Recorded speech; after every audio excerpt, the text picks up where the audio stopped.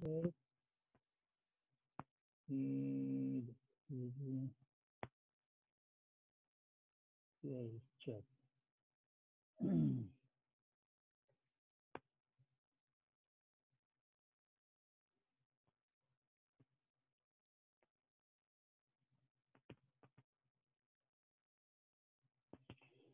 Bueno, muy buenos días. Comenzamos con nuestra perorata del día jueves.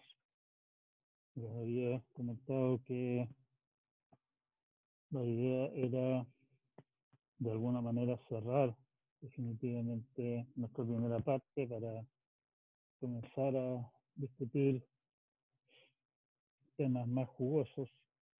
Segunda parte del curso, computabilidad, temas intratables. La pregunta entonces es si hay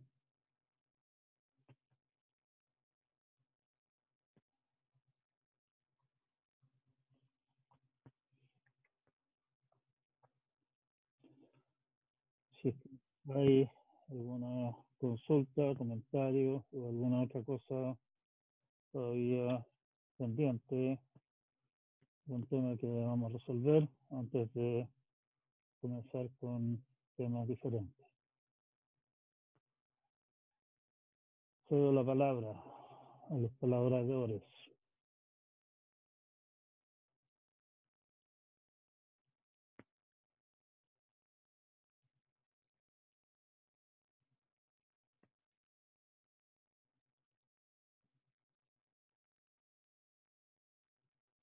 Creo que no hay más interesados en comentar nada. Así que vamos a nuestro tema de continuación. Todo el ramo. Computabilidad de problemas intratables. Como había anunciado cuando comenzamos este curso, nuestro interés en este ramo es, por un lado, ver qué se puede hacer con distintos modelos de computación relativamente sencillos. La gracia de estudiar modelos de computación sencillos es que, bueno, son sencillos. Son sencillos de llevar a la práctica, son fáciles de entender, es posible demostrar cosas interesantes sobre lo que son capaces de hacer.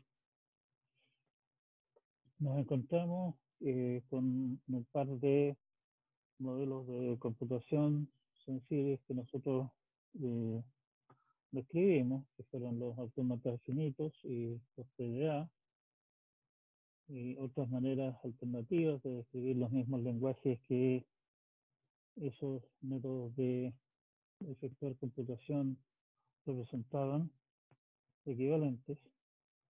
Nos encontramos con que tenían ciertas limitaciones, cosa que en realidad no es demasiado sorprendente mirando lo rudimentarios que son esos métodos de hacer las cosas. Digamos. Bueno, nuestro propósito en lo que viene esta continuación es darnos un gran salto, ir a considerar todos los modelos de computación que existen en el fondo y ver qué limitaciones tienen esos. Vamos a demostrar, cosa que resulta un tanto chocante en el primer encuentro, que nuestro modelo de computación genérico, digamos, programas escritos en C, por ejemplo, o en Python, para los que son aficionados a esa clase de lenguajes más bien, también tienen limitaciones, y limitaciones bastante severas. Y bueno, eso es lo que queremos entonces explorar ahora.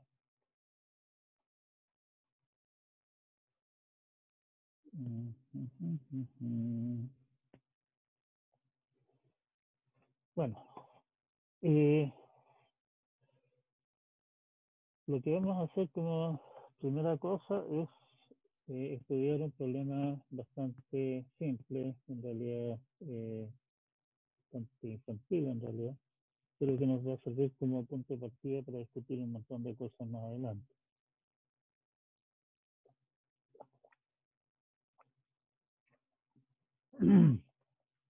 Queremos por ahora simplemente mostrar algunas de las técnicas y cómo funciona lo que vamos a estar haciendo. Más que, disculpen, realmente ver el tema de forma formal. Eso va a ser el tema del capítulo siguiente. Bien, supongamos que tenemos el clásico programa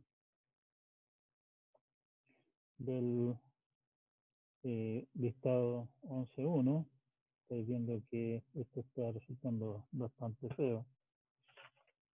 Yo sé que algunos están sumando chueco aquí al traducir esto a PDF. Hay que revisarlo.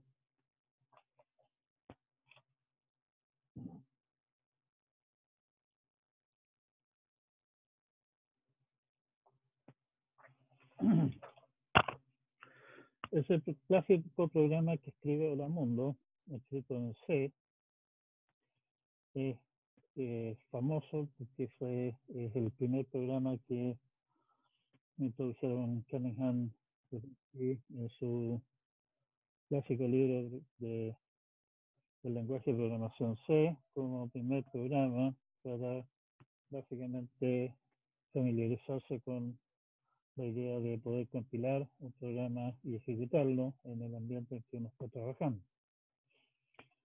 Desde entonces se hizo famoso como el primer programa, entre comillas, que debe implementarse en cualquier lenguaje de programación que se les ponga por delante.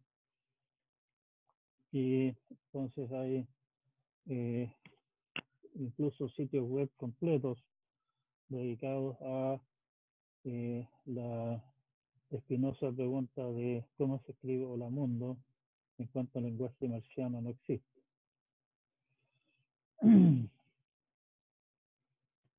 La pregunta que tenemos entonces, que es una pregunta bastante, bueno, es una pregunta simplemente.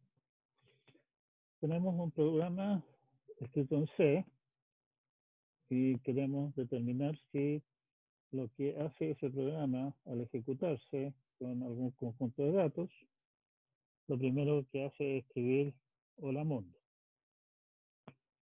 Si es así, quisiéramos que nos respondiera que así es. Si no es así, quisiéramos que nos respondiera que no. Nótese que un programa podría escribir Hola Mundo haciendo un montón de cosas distintas, en realidad, no solamente lo que está apareciendo en este lindo programa de acá. Podría darse un millón de otras vueltas raras, digamos, para finalmente terminar escribiendo Hola Mundo. De la misma manera, un programa podría no escribir Hola Mundo como primera cosa que escribe de muchísimas maneras distintas. Podría partir escribiendo, por ejemplo, Adiós Mundo Cruel, que definitivamente no es Hola Mundo.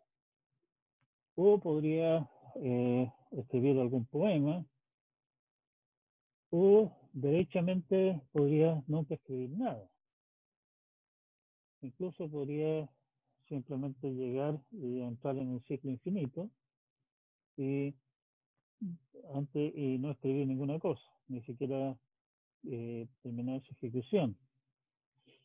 En todos los casos dados, escribir una cosa distinta, detenerse sin escribir nada o no detenerse nunca, nos gustaría que nuestro detector de Hola Mundo nos dijera no, su programa no escribe Hola Mundo.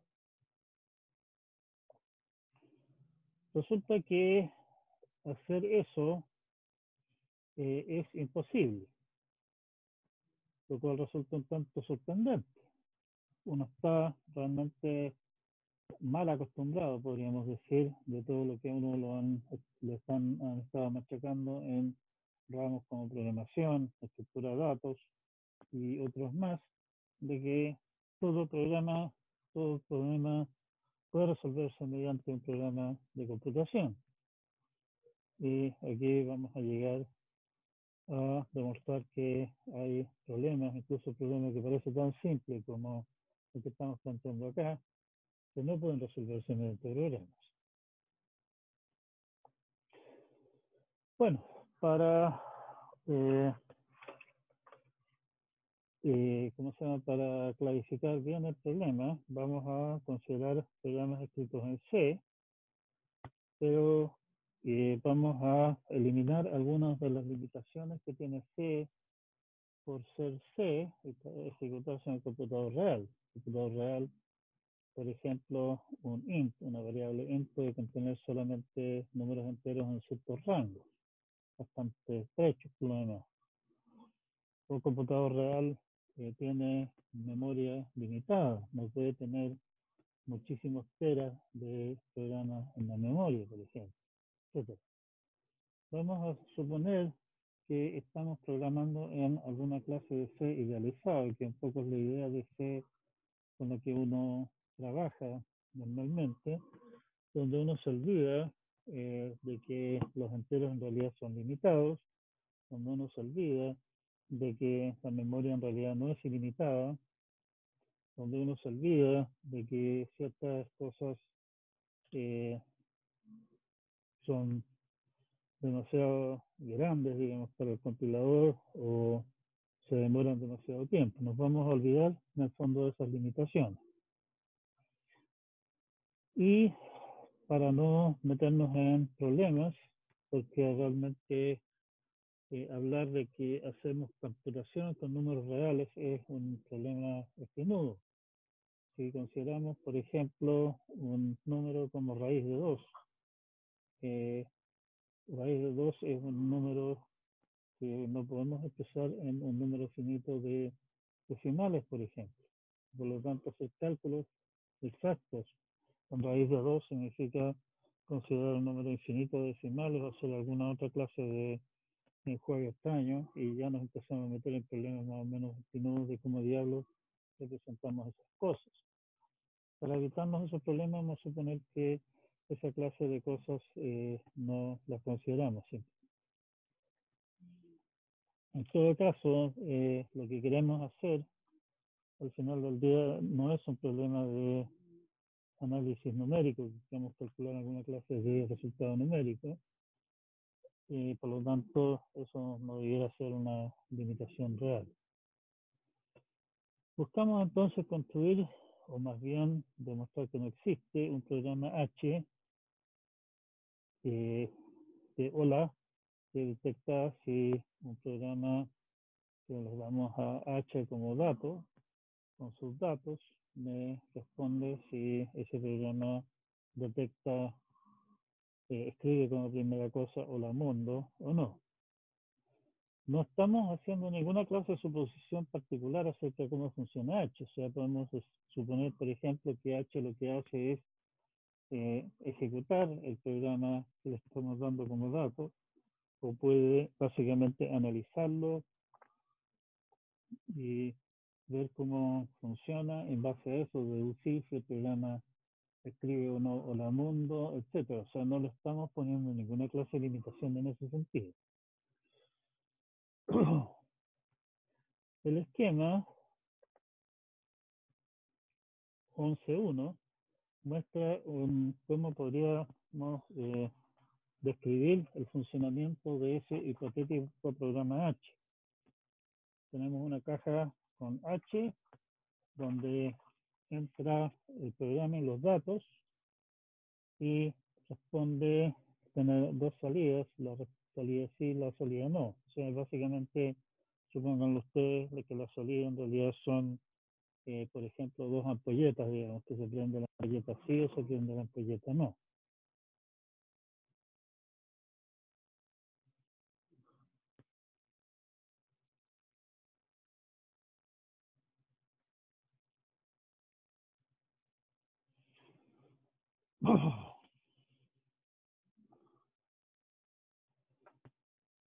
Estamos suponiendo que H está escrito en C y obviamente usa todos los recursos estándar de C, la biblioteca estándar de C, qué sé yo, printf, scanf, toda esa clase de cosas. Vamos a suponer que leen de la entrada estándar únicamente y escriben solamente a la salida estándar o dan su indicación mediante algún otro mecanismo a ser acordado. Está claro que si no podemos resolver este caso particular del problema, tampoco vamos a estar en condiciones de resolver alguna clase de situación más general, donde, por ejemplo, los datos vengan dados como entrada a través de, qué sé yo, alguna interfaz gráfica o alguna cosa así. Por lo tanto, en realidad, restringirnos a esta situación en realidad no significa realmente una restricción real del problema del que estamos hablando. Supongamos entonces que tenemos el programa H maravilloso de la figura 11.1, que es un programa escrito en C, que lo tenemos a la mano y por lo tanto podemos modificarlo a gusto. Vamos a hacer varios cambios a ese programa H y vamos a llegar finalmente a un programa que vamos a poder demostrar en forma relativamente sencilla. Ese programa no puede existir. Ahora, como el programa al que nosotros vamos a llegar después de las modificaciones no puede existir, tampoco puede existir el programa a partir del cual partimos construyendo ese programa modificado. El H no puede existir. Un primer cambio que vamos a hacer va a ser modificar el programa H de manera de que lea solamente el programa, no use datos. Y use, si es que el programa, el caso de datos, usa el mismo texto del programa como datos. Esto suena una idea un poquitito lógica, pero si quiero un ejemplo pedestre de esta situación, para demostrar que no es tan traído las mechas, supongan que les damos como tarea escribir un programa que cuente el número de líneas en un archivo texto. ¿Lo tienen hecho? Vean. Su programa es un archivo escrito en C, es un archivo de texto, y por lo tanto tiene bastante sentido, por ejemplo, utilizar su programa mismo para contabilizar cuántas líneas de código, cuántas líneas de texto contiene su programa. Ahí estamos utilizando el programa para procesarse a sí mismo. Ustedes han usado compiladores C, por ejemplo, y es posible que nunca se hayan preguntado de dónde sale el compilador C.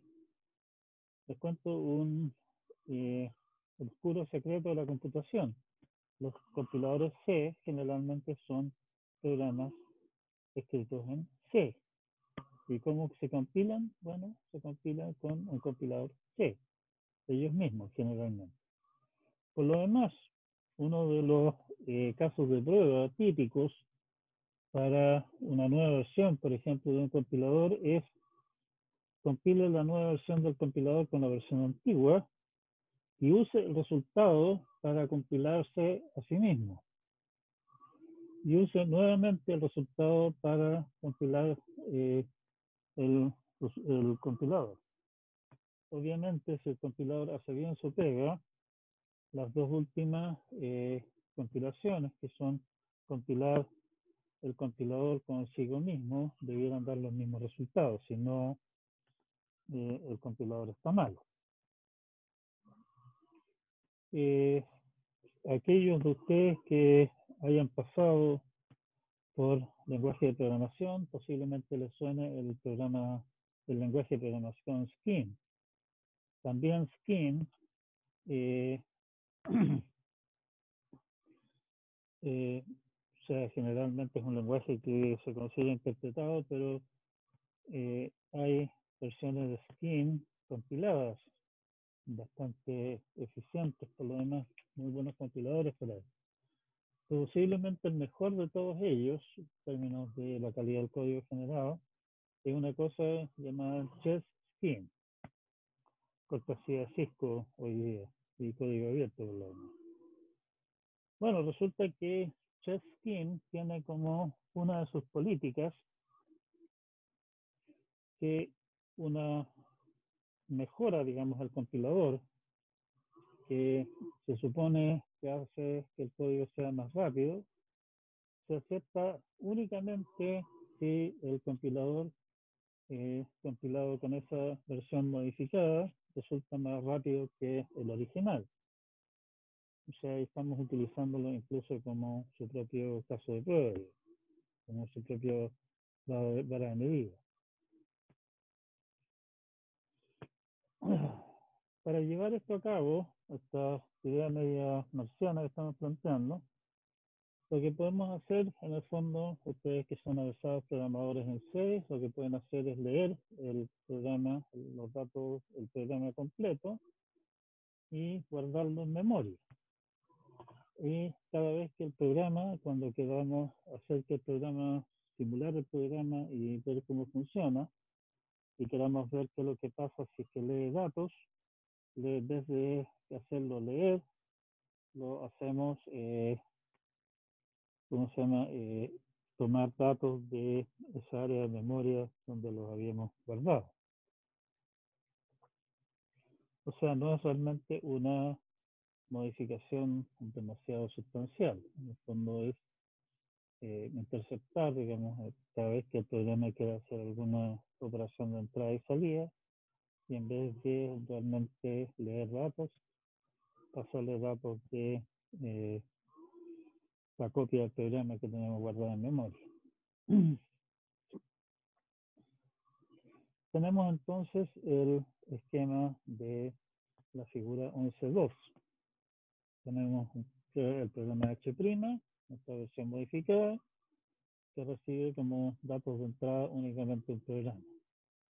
Y me responde sí, que es que el programa procesándose a sí mismo, escribe hola mundo, y escribe no, si es que el programa procesándose a sí mismo escribe cualquier otra cosa. Su lindo programa para contabilizar líneas probablemente debiera responder que no, ¿cierto? Va a decir, oiga, su programa para contar líneas tiene 15 líneas, como dice hola mundo. Así que no. Bien, segunda modificación que hacemos ahora, vamos a modificar H' de manera que en vez de escribir no, escribe hola mundo. Eso es cosa de revisar el código de H', que ya habíamos discutido que podíamos obtenerlo modificando H, y ver cada vez que el cuento escribe no, reemplazarlo por escribir hola mundo.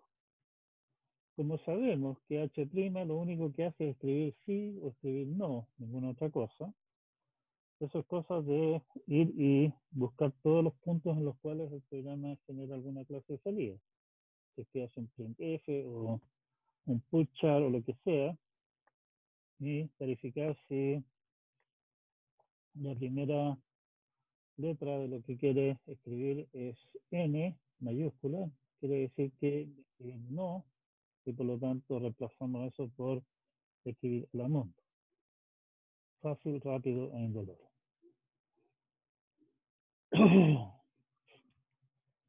Y la pregunta del millón ahora es, ¿qué pasa si es que alimentamos H segunda con H segunda como datos? Tenemos dos cosas, dos posibilidades. Si H segunda, que lee H segunda como dato, responde sí, quiere decir que H segunda, leyendo H segunda como datos, responde hola mundo. Pero es que eso es diferente de sí, por lo tanto eso es una contradicción. Si H segunda, leyendo H segunda, responde hola mundo, quiere decir que escribió hola mundo y por lo tanto por las especificaciones de H segunda, de ahí está diciendo sí. También no estamos mal. Para responder una cosa hay que responder lo contrario, no puede estar respondiendo las dos cosas a la vez. O sea, el programa H segunda no puede existir. Pero habíamos supuesto que existía H. H lo modificamos para construir H' y H' lo modificamos para construir H segunda. Y por lo tanto tenemos que llegar a la conclusión de que H tampoco es posible que exista. O sea, hasta un problema tan simple como determine si un programa escribe hola mundo no tiene solución. No en todos los casos, obviamente. No a través de un programa que puede responder correctamente en todas las situaciones. Ojo, esto no quiere decir que este problema no tenga solución en muchos casos. Por ejemplo, el programa que vimos como ejemplo inicial, cualquiera es capaz de ver que esa cosa escribió el mundo. Si ustedes me dan algún otro programa, lo puedo analizar y tal vez llegar a la conclusión de que esa cosa es imposible que alguna vez escriba Hola Mundo. Y puedo entonces responder que no. Me imagino que ustedes habrán hecho esa clase de cosas en muchas situaciones. El punto está en que no hay un mecanismo que siempre responda en un plazo finito para todos los programas y responda correctamente si es que el programa eventualmente lo primero que hace es escribir Hola Mundo o no. Esto, como les comentaba antes, resulta posiblemente un tanto chocante que hayan problemas que un computador no puede resolver. Por favor, les pido encarecidamente que revisen las demostraciones y se convenzan de que realmente no les estamos tomando el pelo y lo que estamos demostrando realmente es cierto. Este es un tema fundamental.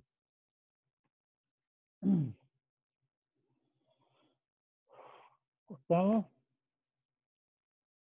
Bien, nuestro siguiente punto es lo que se llama, la cosa se cayó y se cortó la grabación. Vamos a ver si vamos a poder rescatar algo del resultado.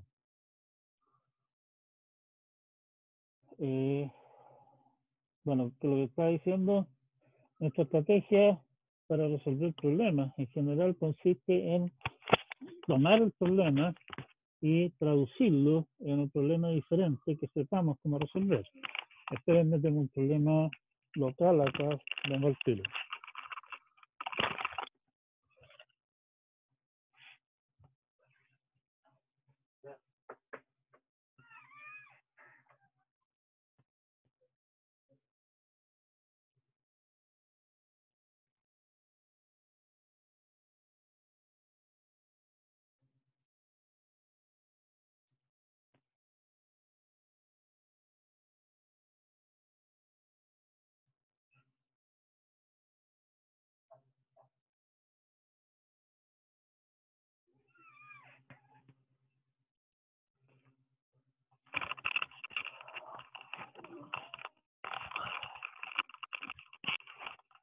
Disculpen problemas domésticos acá, por estar en casa, significa que estás preocupando de otras cosas. Bueno, cada vez que nos plantean un problema, típicamente la manera de resolverlo es llevarlo a alguna otra clase de problemas que nosotros sepamos cómo resolver. Si a mí me dicen, no sé,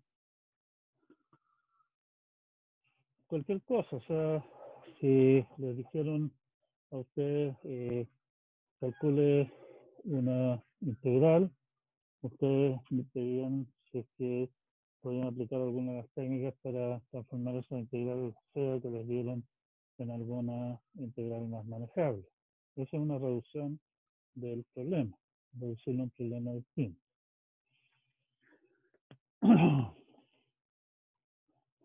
Bueno, estamos en este ámbito acá, queremos en el fondo analizar si podemos o no resolver problemas, o cómo resolver problemas, y nuestra técnica principal de resolución de problemas es precisamente reducirlos.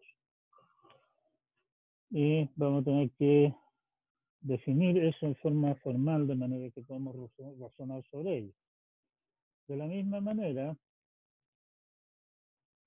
para poder razonar y hablar sobre problemas, necesitamos definir precisamente qué es lo que es un problema. La definición para nosotros computines aficionados a lenguajes formales, a lenguajes en general, una respuesta relativamente natural, es decir, que un problema no es más que un lenguaje.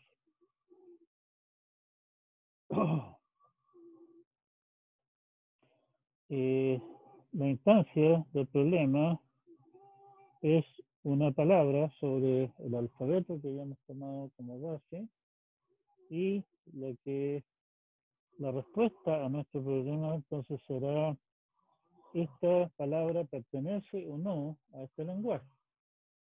Esto suena un poquitito diferente a la clase de problemas que nos ponían en, qué sé yo, en el colegio, donde nos decían, tiene esta ecuación de segundo grado, ¿cuáles son los ceros?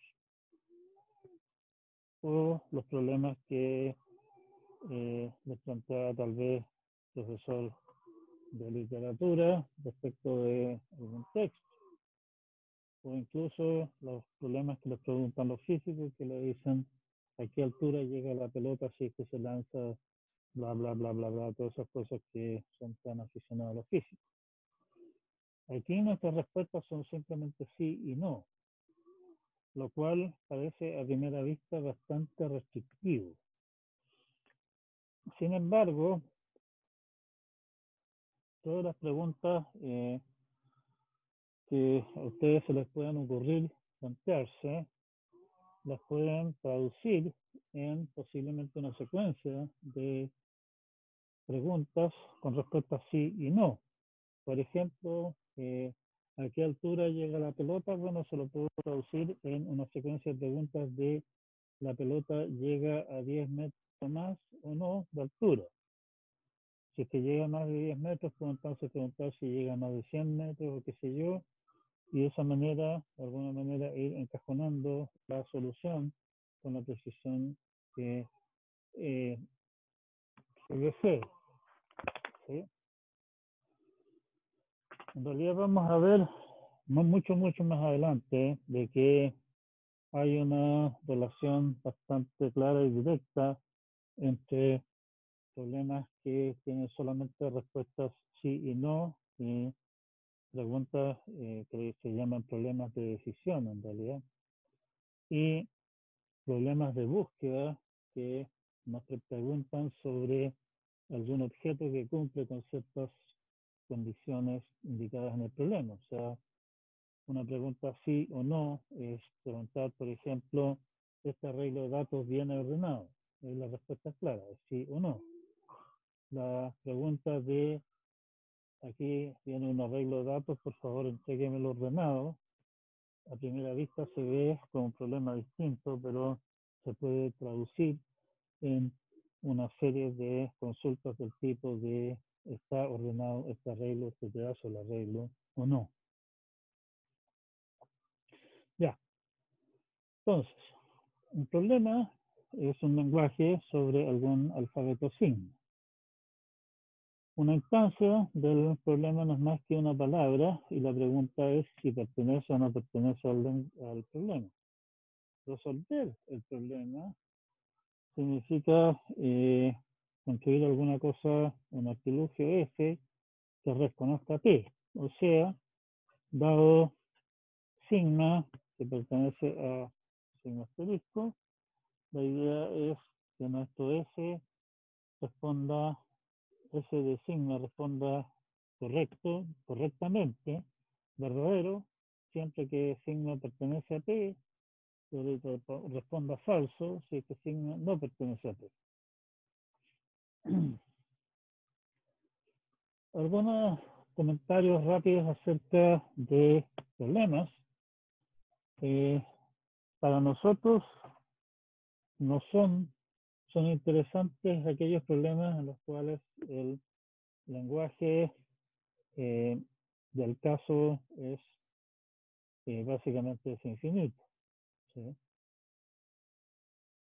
Porque el caso en que el lenguaje del problema es finito, en realidad no tiene mucho chiste, porque si hay solamente un conjunto finito de instancias en las cuales la respuesta es sí, en principio lo que tendríamos que hacer sería simplemente construir una lista que me diga para cuáles instancias el cuento es verdadero, y si es que con eso está listo el reconocedor, digamos, la solución del problema. Necesito saber si es que esta instancia particular pertenece o no al lenguaje, vaya, revisa la lista y estamos listos. No hay ninguna creatividad, digamos así, implícita en eso. Claro, nos queda el problema como ya antes construimos esa lista, pero es un problema aparte. Desde el punto de vista de sabiendo que solamente son algunas instancias finitas, en principio podemos construirlas todas y quedarnos tranquilos.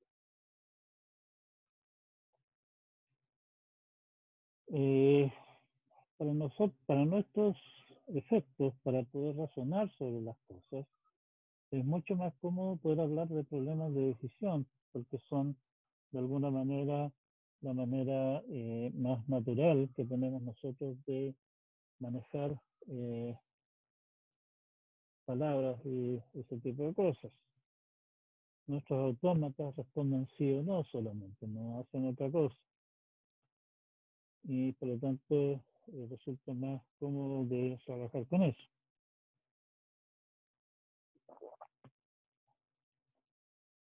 Por lo demás,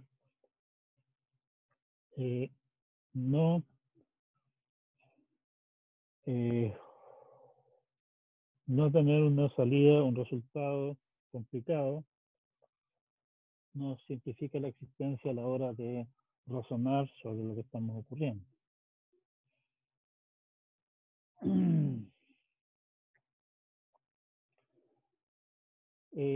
Se dice que un problema es decidible si dada una entrada hay un algoritmo que permita responder sí o no correctamente en un plazo finito a toda pregunta de forma pertenece sigma a P.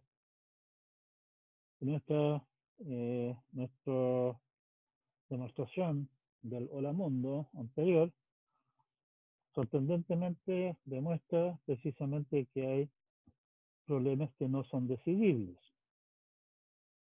El problema en el caso del primer tema que vimos era, aquí tiene un programa en C, vea si es que lo primero que hace este programa en C es escribir Hola Mundo.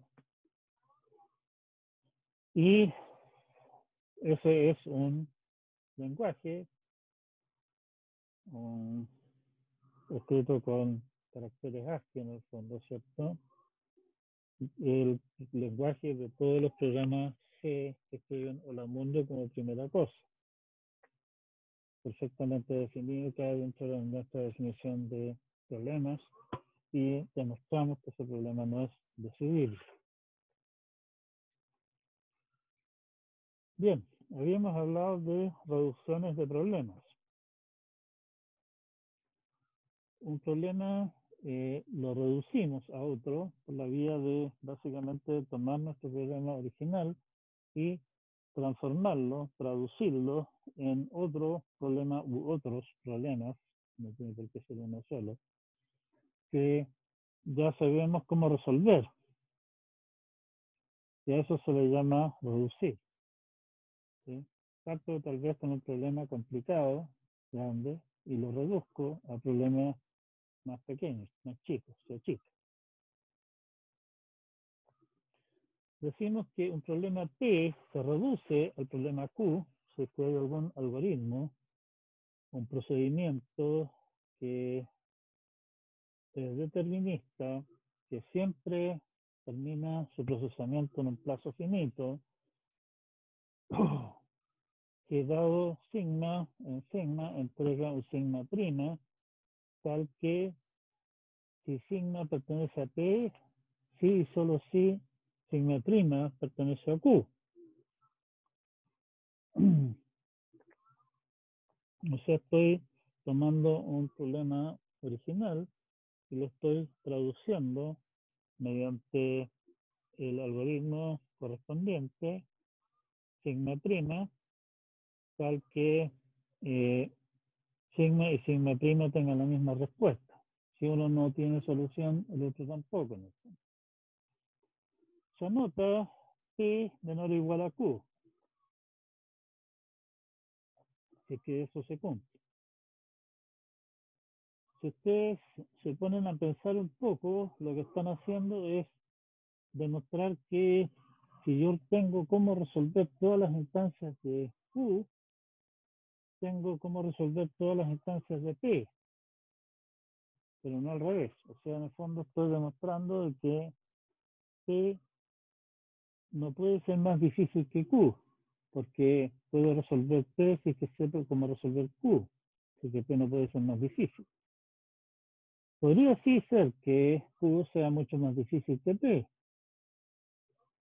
sea básicamente, por ejemplo, casos especiales simples, digamos, de Q, que sepamos cómo resolver, pero el caso general de Q no sepamos cómo resolverlo.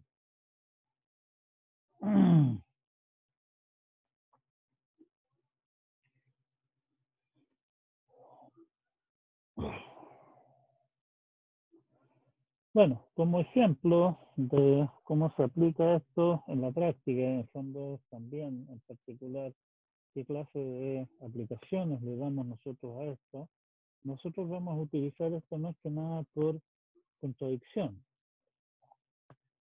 Supongamos que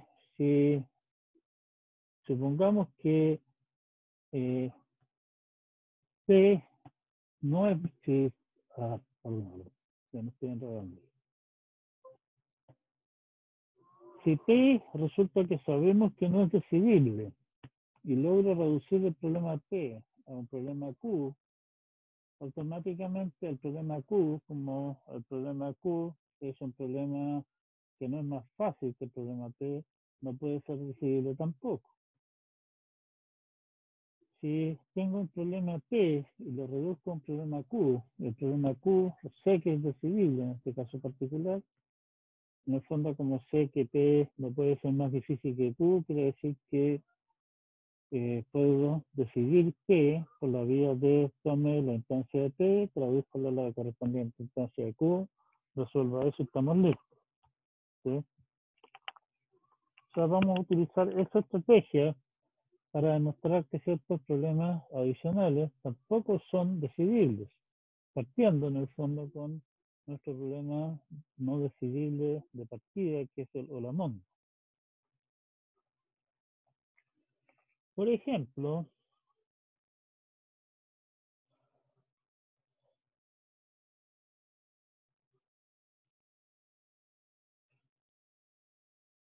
vamos a demostrar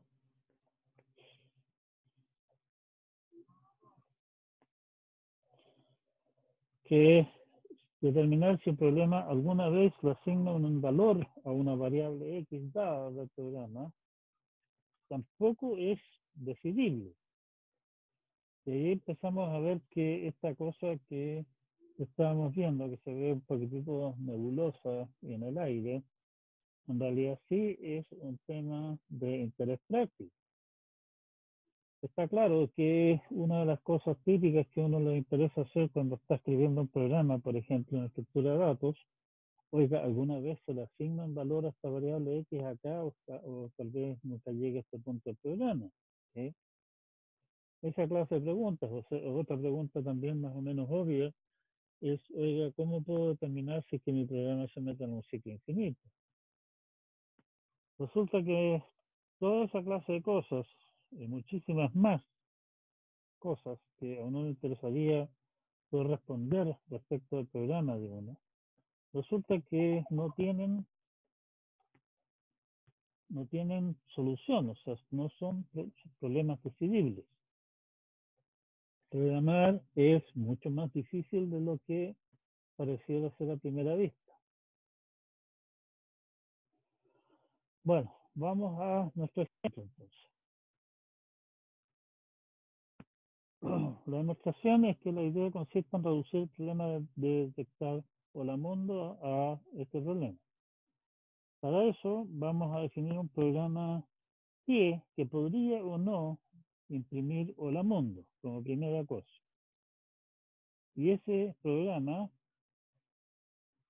que vamos a usar nosotros como ejemplo de nuestro desarrollo acá en el fondo, vamos a transformarlo en un programa Q, tal que si este programa P le asigna, escribe hola mundo como primera cosa, lo que hace Q es asignarle un valor a la variable X, pero solamente en ese caso. Tenemos que, obviamente, asegurarnos de que no ocurran accidentes. Por ejemplo, de que terminemos asignando alguna variable X que no tiene nada que ver con lo que tenemos en mente.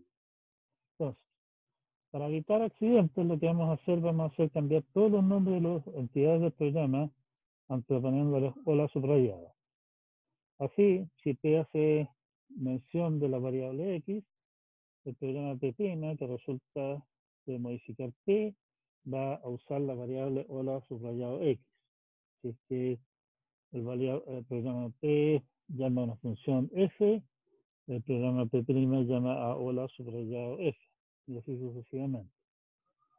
Resultado, nuestro programa P' garantizadamente hace exactamente lo mismo que hacía el programa P, pero está garantizado que en ninguna parte usa la variable X. Así que estamos libres de accidentes por ese lado. Segunda cosa, lo que hacemos es modificar el programa P', de manera que en vez de escribir en la salida, lo que va escribiendo lo almacena en algún arreglo en memoria. O sea, en el fondo, es cosa de sentarse con paciencia y buena letra, buscar todas las partes donde haya, qué sé yo, una llamada a la función printf, o qué sé yo, y en vez de efectuar printf o putchar o lo que sea, lo que se esté usando como mecanismos para escribir salidas, reemplazarlo por una versión pichicateada por nosotros de printf, que en vez de escribir datos, los va almacenando en un espacio en la memoria. Eso tampoco realmente es un proceso generalmente complicado.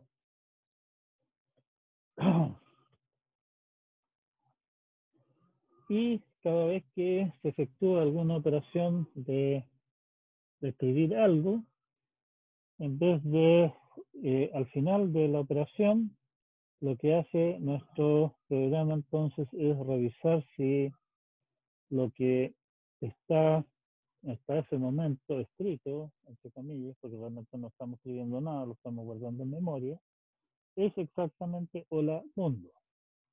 Si es que es así, es un simple par de palabras y un if, ¿cierto? Asígnele un valor 42 a la variable X y sigue adelante haciendo sus cosas. El resultado es un programa de segunda que o llamémosle Q a eso, llamémosle G a ese programa resultante, perdón. Todas esas modificaciones al final del día se pueden hacer a través de un programa. ¿Sí? No es demasiado complicado hacer un programa que lea el archivo correspondiente y cada vez que encuentre una palabra, en vez de escribir esa palabra a la salida, simplemente escribe hola subrayado palabra a la salida. Lo que sí, que si estamos haciendo las cosas en C, no podemos, por ejemplo, traducir if a hola if, o qué sé yo, y tendremos entonces que poner alguna lista de palabras a no ser traducidas, pero en realidad armar esa lista de palabras que tienen que quedar tal cual es una lata, pero en realidad no es algo particularmente difícil. Escribir ese programa que lea, vea las palabras encontradas, revise si es que es alguna de las palabras que tienen que dejarse pasar tal cual, o las traduce. Es una tarea también un tanto tediosa, digamos, pero no es algo del otro mundo. O sea, escribir el programa P a otro programa P', se puede hacer mediante un programa. El modificar P' ahora para que en vez de llamar, qué sé yo, a pucha y otra clase de funciones propias que producen salida, la salida más simple en realidad es eh, ejecutar el programa resultante con, o, bueno, nuevamente la misma historia anterior, cambiarle los nombres a las funciones que puedan hacer efectuar salida, digamos. También tendríamos que tener una lista para eso y tener nuestras propias versiones de esas funciones que lo que hacen en vez de escribir a la salida, guarden en ese lugar de memoria determinado y vayan comparando si lo que ya está escrito corresponde al hola mundo que estábamos buscando o no. No es algo que sea terriblemente complejo de hacer. Puede ser una lata hacerlo, sí, pero nadie dice que lo hagan. Simplemente que se convenzan de que es posible hacerlo y que si tuvieran algún rato de aburrimiento realmente extremo, ustedes podrían escribir fácilmente, tal vez en una tarde, una cosa así, el programa que haga esa pega. O sea, tengo un programa G que traduce un programa dado P, que podría o no escribir Hola Mundo, en un nuevo programa P segunda, que me responde asignándole un valor a la variable X, si es que sí, solo sí, el programa P escribe Hola Mundo. Supongamos ahora que tenemos un detector de asignación a X y le pasamos al detector de asignación a X el programa resultante de procesar el programa a través del programa G, el programa que hemos llamado Q. Si ustedes se fijan, lo que acabamos de hacer, si combinamos G con H, nuestro G, nuestro como se dice, maltratador de programas, lo combinamos con el programa H, nuestro detector de asignación a X, acabo de construir un detector de la mundo, pero demostramos que los detectores de la mundo son imposibles. Y por lo tanto tenemos que concluir que el detector de asignación a X también tiene que ser imposible. Para ejercicio de los dedos, para que ustedes se entiendan bien qué es lo que está pasando acá, consideren, por ejemplo, la situación de preguntarse alguna vez se llama a una función particular en el programa. nuevamente ese problema resulta ser no decidible. Otra pregunta obvia es que este programa, estas dos funciones, la función f y la función g, para todos sus datos de entrada siempre entregan los mismos resultados, suponiendo obviamente que no usen variables globales. También eso puede demostrarse que es imposible de determinar mediante un programa en general. Nótese que esto último también significa que es imposible determinar si un programa hace lo correcto, porque decir que el programa, la función hace lo correcto, corresponde exactamente a decir, mire, aquí tengo una versión tal vez o lo que sea, pero que yo sé que es correcta, que hace la pega que tiene que hacerse, y demostrar que la otra versión, la versión eficiente, más compleja, más enredada, también hace lo mismo, corresponde exactamente a demostrar que la versión más compleja es correcta. Pero eso es lo mismo de demostrar que dos funciones dadas hacen lo mismo. Ya acabamos de demostrar que es imposible hacerlo. Muchísimas preguntas que son precisamente las preguntas candentes que uno tiene respecto al programa que uno está haciendo. Oiga, este programa hace las cosas correctas. Oiga, este programa alguna vez termina. Este programa alguna vez hace tal o cual cosa. Este programa ejecuta alguna vez esta línea del código, etcétera, etcétera, etcétera, etcétera. Toda esa clase de preguntas que son las preguntas, llamémoslo así, como obvias, que a uno se le ocurren respecto de que del programa que uno está escribiendo, lamentablemente resulta que son no decidibles. Aquí existen, como alguien muy sabio me dijo alguna vez, siempre tienes dos posibilidades. Puedes ponerte a reír, te puedes ponerte a llorar o puedes reírte. Reírte es mucho más entretenido.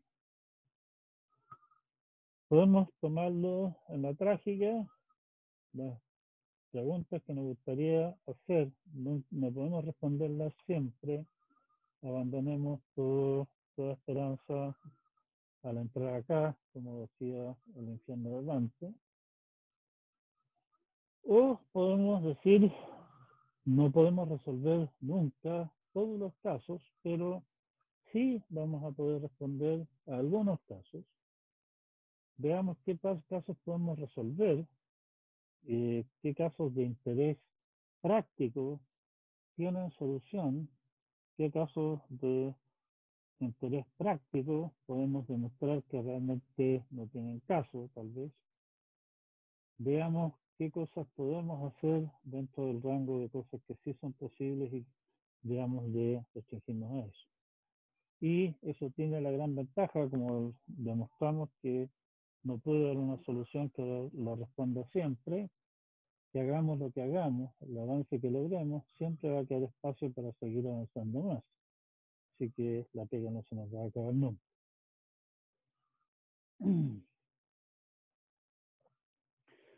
Bien, el problema original que planteó Turing en su clásico paper es lo que se conoce hoy día como el halting problem, o sea, básicamente el problema de si es que un programa entraba o no en el ciclo infinito. Esto en realidad es un pariente cercano del problema de Hola-Mundo que habíamos visto antes, pero no es tan fácil encontrar directamente una reducción entre los dos. Así que para resolver este problema lo que vamos a hacer va a ser partir desde cero. Tomemos nuevamente un programa P y La pregunta es si con datos D ese programa P alguna vez se detiene. Vamos a demostrar nuevamente que eso no es decidible por contradicción. Básicamente la estrategia es muy similar a la que hicimos hace un rato. Supongamos que hay un programa H que decide si P, leyendo los datos D, se detiene o no, como el que aparece en la figura 11.9.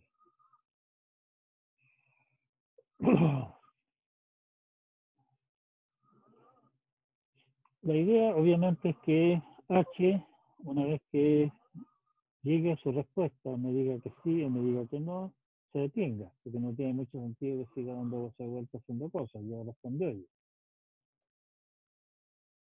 Igual que lo hicimos antes, vamos a modificar H de manera que solamente tome el programa, o sea, no programa de datos, y dando una H', como la figura 11.10. Y finalmente modificamos el programa H', de manera que en vez de responder sí, entre en el ciclo infinito. O sea, si es que H' está a punto de decir que sí, lo forzamos a meterse en un file 1 Velen. ¿Sí?